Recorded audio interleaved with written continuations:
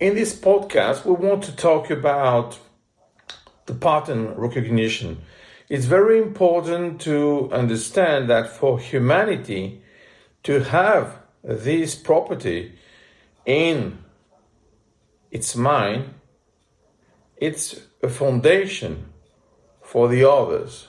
I mean, the human beings. Why? You need to understand this, your memory and your intelligence. You need your memory to remember. You need your intelligence to analyze. And at the end of the process, you need also a synthesis. So when you have to work in this field, it's very important to imagine that you need, in fact, like a strategic mix. So let's give an example.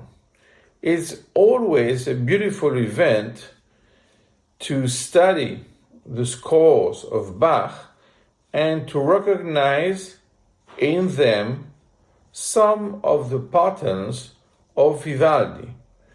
Why? Because we can say that it's a codification inside the oblivion of something which is robust. So we can see in the score something that if Bach wasn't there, it would be impossible to have this information. So he took some information, he coded them in his score, and at the end we have some gems of Vivaldi inside the score of Bach. We need to recognize this pattern to understand that, in fact, this is another composer.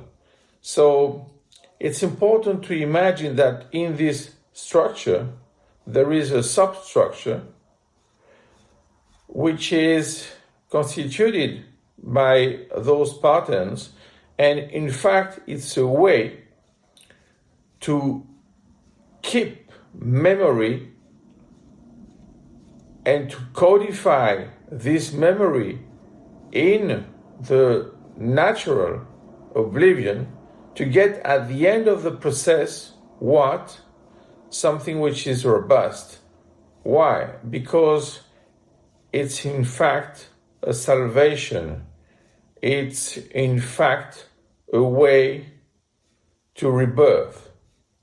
And that's why it's so important to keep in mind that pattern recognition is a way to have something new from something old, but always a little bit different due to time.